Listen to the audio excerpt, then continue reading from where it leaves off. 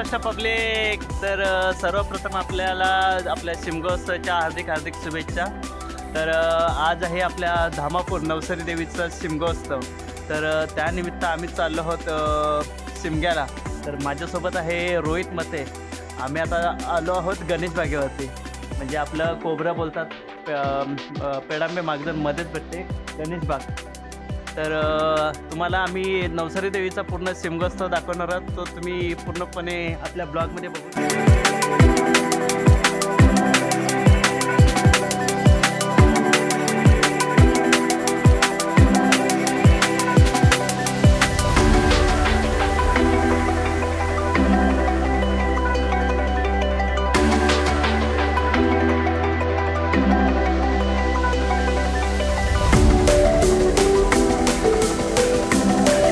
महत्त्व तुम्हाला सांगायचं म्हणजे आम्ही 5वी ते 6वीला असताना, म्हणजे 5वी 6वी 7वी ते कॉलेजपर्यंत, तेव्हा आम्ही आमच्या शिमग्याला आमच्या घरातून आमच्या शिमग्याला म्हणजे आमचे 2 शिमगे 20-20 रुपये आम्हाला हर शिमग्याला भेटायचे।